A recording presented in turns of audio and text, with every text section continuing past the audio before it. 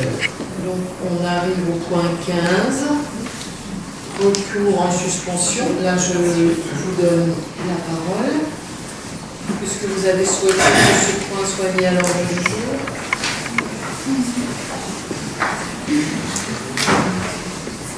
Le point 15. Donc le recours suspension, je vais vous en lire quelques passages. Pas tous les évidemment, sinon ça va durer trop longtemps, mais quelques passages clés. Donc, requête en référé suspension présentée par la commune de Chalampé contre l'arrêté préfectoral du 15 juin 2016 portant fusion de la communauté d'agglomération Mulhouse-Alsace Agglomération MDSA et de la communauté de communes Porte de France Rhin-Sud au 1er janvier 2017. Donc, un bref rappel des faits, donc la raison qui nous amène à déposer ce recours.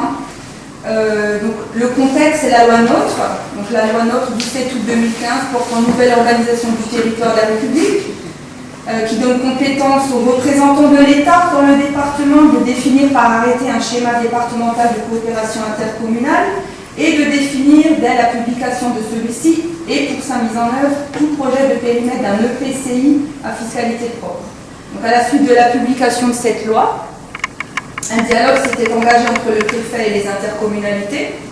Un audit a été demandé au cabinet KPMG, dont le rapport propose plusieurs scénarios possibles concernant la communauté de communes Porte de France Rhin-Sud. L'organisation d'une réunion d'information publique a été votée lors du conseil municipal du 16 novembre 2015, sous la pression répétée de 9 des 15 conseillers municipaux de la commune de Chalampé, Madame le maire y étant opposée. La réunion finalement organisée le 8 décembre 2015 a été suivie par un nombre conséquent d'habitants, plus de 250 personnes. Donc le schéma proposé par le représentant de l'État dans le département a reçu un avis défavorable de la part de la commune de Chalampé le 10 décembre 2015, 9 contre, 5 pour, une abstention, je vous rappelle. Ce projet de schéma a également été rejeté par 4 autres communes de la Comcom, donc Bansenheim, 16 contre, 2 pour, 0 abstention. Haute-Marsheim, 17 contre, 1 pour, 0 abstention. Petit-Landau, 15 contre, 0 pour, 0 abstention. Et Niffer, 15 contre, 0 pour, 0 abstention. Et ce projet de schéma a également été rejeté par le Conseil communautaire Porte de France Rhin-Sud par 13 contre, 10 pour et une abstention. La communauté de communes Essor du Rhin a par ailleurs exprimé le 16 décembre 2015 un avis favorable pour un rapprochement avec notre Comcom. Une motion a d'ailleurs été déposée au conseil municipal le 15 janvier 2016 pour l'ouverture de négociations avec les communautés de communes Essor du Rhin et Pays de Brisac. Donc, rappel des faits également, Madame le maire de Chalampé ayant refusé de consulter la population, les conseillers municipaux ont pris l'initiative de le faire eux-mêmes. On procédé à une consultation en porte-à-porte des habitants de Chalampé du 15 janvier 2016 au 7 février 2016, proposant les 3 scénarios de fusion possibles, Essor du Rhin, M2A ou Saint-Louis-Trois-Frontières. Ils ont recueilli un total de 357 signatures, ce qui correspond à l'essentiel des 410 foyers du village. Ainsi, 93,56% de la population sondée s'est prononcée en faveur d'une fusion avec Essor du Rhin et seul 1,68% des sondés se sont prononcés en faveur d'une fusion avec la communauté d'agglomération Mulhouse-Alsace Agglomération M2A. Madame le maire de Chalampé a ensuite affirmé l'impossibilité d'envoyer un dossier motivé et argumenté en ce sens en amont de la réunion de la commission départementale de coopération intercommunale, donc CDCI, du 12 février 2016. Elle ne s'est également pas opposée au schéma départemental devant la CDCI le 12 février 2016, s'abstenant, en contradiction donc avec les rejets exprimés par la quasi-totalité des communes de Porte de France Rhin-Sud, donc soit Chalampé, Bansenheim, Haute-Marsheim, Niffer et Petit-Landau. Lors de la séance du conseil municipal du 18 juillet 2016, un recours contre l'arrêté préfectoral a été voté par 8 voix pour, 4 voix contre et 3 abstentions. Le 22 juillet 2016, un recours au fond a été envoyé au tribunal administratif de Strasbourg par la commune. En juin 2016 également, une charte de gouvernance a été adoptée par M2A et Porte de France Rhin-Sud. Cette charte de gouvernance démontre l'urgence de la situation nécessitant la suspension de l'arrêté contesté du 15 juin 2016. Lors de la réunion du conseil municipal d'Haute-Marseille, en date du 8 juin 2016, le maire, M. Marc Munk, a lui-même rayé le préambule de la charte de gouvernance et l'a fait voter en l'état par le dit conseil. Or, ce préambule contient les arguments qui ont motivé la décision du préfet en faveur de la fusion de notre communauté de communes avec M2A.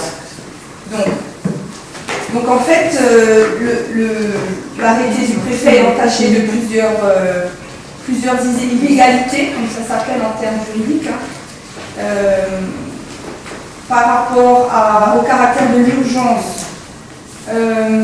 Dans la charte de gouvernance, il est indiqué en page 5 que chaque commune constituant l'actuelle porte de France Rhin-Sud, dès lors que la fusion aura eu lieu, ne représentera plus qu'une voix sur 104 au conseil de communauté, au futur conseil de communauté.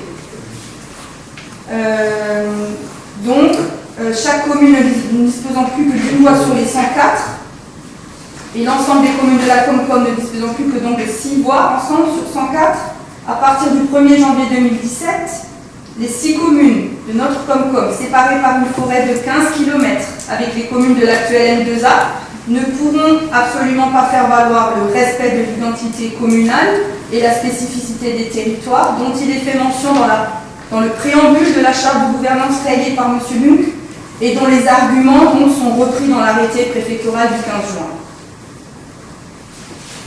Ainsi, lors de chaque délibération, il est certain que notre seule et unique voix, les 6 communes de l'actuel Comcom Port-de-France Rhin-Sud, ne pourra être entendue. Il est dès lors absolument certain que toutes les décisions qui seront prises seront celles qui seront conformes à la logique de pensée des villes, la logique urbaine de l'actuel M2A, et non des 6 communes rurales dont la nôtre fait partie. Donc, en conclusion, à nos communes rurales qui avaient jusqu'à présent l'opportunité de s'exprimer toutes librement et à égalité parfaite sur tout sujet concernant nos collectivités territoriales, se verront imposer des décisions prises par des communes dont le fonctionnement et le caractère diffèrent radicalement. Ainsi, alors que l'unique voie dont nous disposerons ne pourra s'opposer à la fiscalité qui sera imposée à nos ménages, du fait notamment de nombreux aménagements coûteux dont nous ne bénéficierons absolument pas, ce sont les 90 membres de l'actuel M2A, Conseil de communauté, qui pourront nous imposer un aménagement particulier de nos territoires, la mise en place d'impositions telles que le versement transport, inexistant jusqu'alors dans nos communes. Autre motivation de ce recours, une incertitude inquiétante autour donc de la fiscalité des ménages, puisque la charte de gouvernance entend différer la question de la fiscalité des ménages après la fusion. On trouve ça en page 4 de la charte. Cette charte indique une volonté d'harmonisation des taux d'imposition entre les ménages de la Comcom Port-de-France Rhin-Sud avec ceux de M2A. L'harmonisation voulue renvoie immanquablement à une augmentation des taux d'imposition des ménages des 6 communes afin de les aligner sur les taux d'imposition des communes de la M2A.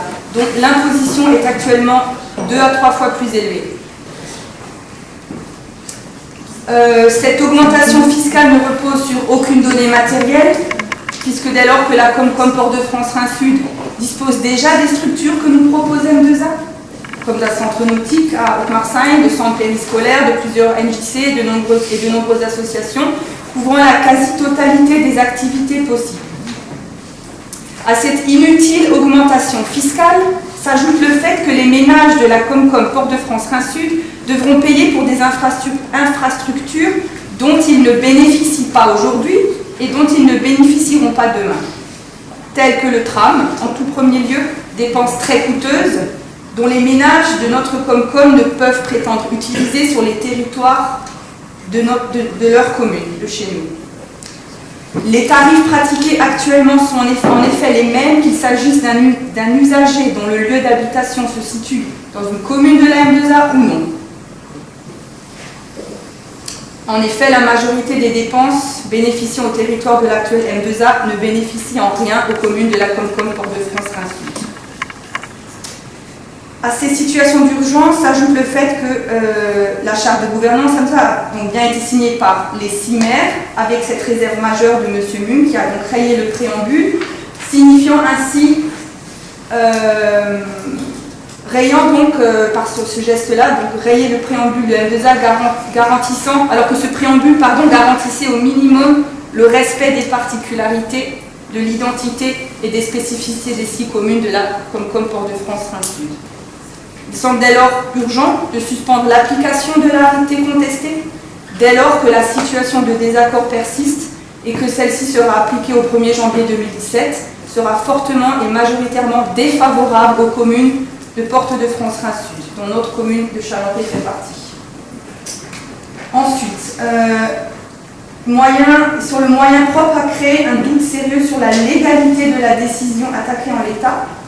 Il y a plusieurs vices à l'arrêté du préfet, des vices de légalité interne, illégalité pour erreur de fait, sur l'absence de solution alternative jugée satisfaisante. Ça, c'est le préfet qui l'a dit, hein. Il n'y a pas eu de solution alternative de trouver. Donc, le représentant de l'État, le préfet, donc, dans le département, indique l'absence de solution alternative jugée satisfaisante. Or, une solution alternative a été proposée, et c'est à cette fin que plusieurs rapports d'expertise ont été demandés par la communauté de communes Port-de-France-Rhin-Sud, dont le dernier est resté jusqu'à présent sans réponse, avec le Sud. Hein, on attend toujours les résultats de cela. Hein, c'était les 4 Comcom avec Saint-Louis, 3 Frontières, Sungo, Sirens et Altkirch, je crois. En tout cas, il n'a pas été communiqué aux membres du conseil municipal. Donc l'alternative a été proposée par des conseillers municipaux de la commune de Chalampé dès l'automne 2015. Cette alternative a été examinée et travaillée de manière sérieuse par 8 conseillers sur 15 du conseil municipal de Chalampé. Le rapport d'audit KPMG, non communiqué par le maire de Chalampé aux conseillers municipaux et dont les informations ont dû être récupérées de manière fortuite sur un blog privé à l'automne 2015, alors qu'il avait déjà été transmis au maire dès juin, fait état de 3 scénarios de fusion possibles. Or, seuls 2 scénarios ont été présentés au conseil municipal du 15 octobre 2015. 9 conseillers municipaux de la commune de Chalampé sur 15 ont demandé d'étudier le scénario de fusion avec l'essor du Rhin tel que proposé dans le magazine de la communauté de communes Port-de-France-Rhin-Sud, Infocom de septembre 2015. Donc, l'arrêté du préfet portant schéma départemental de coopération intercommunale du Haut-Rhin est entaché d'une erreur de fait en pointant l'absence d'alternative jugée satisfaisante alors qu'une alternative existait pour la commune de Chalampé, ce que le représentant de l'État semblait ignorer. De plus, important aussi à noter, il s'avère que le député du Haut-Rhin, M. Francis Ilmeyer, a interpellé Madame la ministre de la fonction publique, Madame Lebranchu, à l'Assemblée nationale en date du 3 février dernier, afin de lui proposer une alternative satisfaisant l'ensemble des communes de la communauté de communes Port-de-France-Rhin-Sud, à savoir Chalampé et Benthenin vers le nord, vers la communauté de communes Essor du Rhin et Pays de Brézac, les communes d'Haute-Marsin et Hombourg vers Mulhouse, Alsace, agglomération, et Niffer et Petit-Landau vers 3 Frontières. Une alternative possible a donc été présentée devant la Chambre des députés. Celle-ci n'a toutefois pas été portée à l'attention de la commission départementale de coopération intercommunale par la présidente de la communauté de communes Port-de-France-Rhin-Sud, qui n'a présenté donc aucune solution alternative alors que 5 communes sur 6 et le conseil communautaire avaient rejeté le schéma du préfet. Les communes opposées à ce schéma, dont la commune de Chalampé, sont donc dès lors lésées dans leurs droits, puisqu'aucune solution alternative n'a été ni travaillée ni présentée, démontrant ainsi une possible volonté de faire reposer la décision finale sur des faits erronés dans la perspective de fusionner notre Comcom avec celle de M2A. Autre illégalité de l'arrêté pour dénaturation des faits. Je ne vais pas tout lire. Là, c'est plus technique sur la concordance automatique entre bassin de vie et EPCI à fiscalité propre. Le préfet estime que l'EPCI doit se constituer autour d'un bassin de vie. Or, l'INSEE indique qu'en France, les bassins de vie sont définis comme les plus petits territoires au sein desquels les habitants ont accès aux équipements et aux services les plus courants. Donc, le représentant de l'État dans le département a entaché l'arrêté contesté d'une dénaturation des faits en estimant que dès lors que le bassin de vie est constitué, il est préférable que ce bassin de vie corresponde à un EPCI à fiscalité propre. Voilà. Sur le versement transport, il est à noter que les communes qui composent la communauté de communes Porte de France Rhin-Sud ne sont pas soumises dans l'état actuel au versement transport. Cela s'explique par le fait qu'il n'existe pas actuellement de transport en commun qui concerne ces communes. Après fusion avec M2A, les communes qui composent actuellement la Comcom Porte de France Rhin-Sud ne profiteront pas des transports en commun dont profitent les habitants de M2A. Ainsi, l'utilisation de cet argument par le représentant de l'État afin de justifier la mise en place avantageuse de la fusion pour nos communes au travers de ce versement de transport constitue une mauvaise interprétation de la réalité. Ensuite, illégalité de l'arrêté pour violation de la loi. Le représentant de l'État dans le département indique que les fusions devant de préférence effectuer bloc à bloc et qu'aucune discontinuité territoriale ne devait être créée.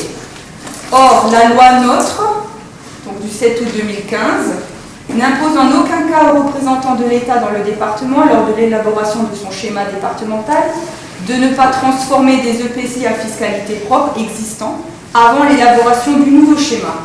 L'article L 5210-1-1 indique par ailleurs que le schéma, je cite, peut proposer la création, la transformation ou la fusion d'établissements publics de coopération intercommunale à fiscalité propre, ainsi que la modification de leur périmètre.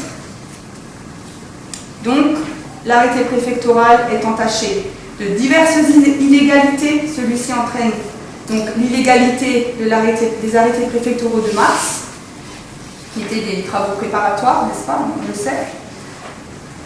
Ensuite, ça je ne vais pas tout lire.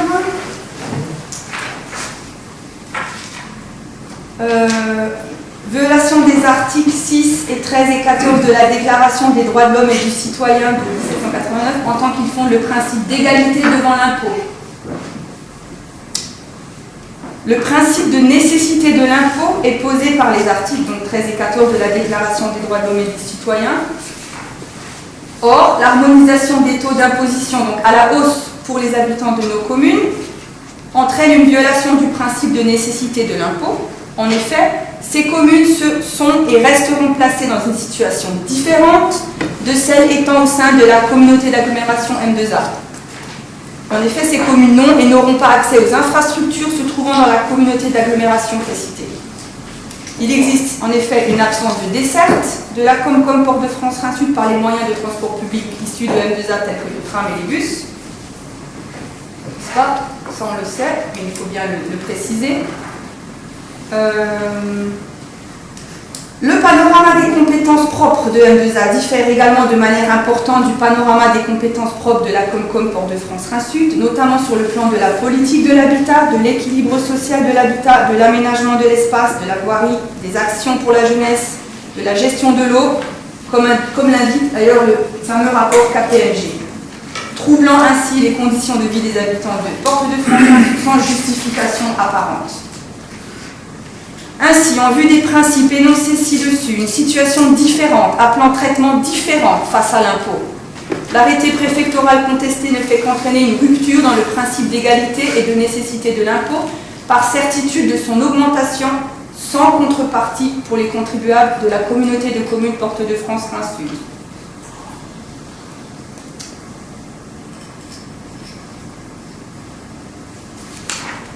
C'est pour cela que nous demandons le dépôt de ce recours suspension. L'arrêté contesté donc du 15 juin 2016, directement conditionné par les actes préparatoires à cette décision, que sont les arrêtés du 4 mars et du 10 mars, dont l'illégalité vient d'être démontrée, est entaché d'un vice de procédure, en tant que ces actes préparatoires sont eux-mêmes entachés d'illégalité.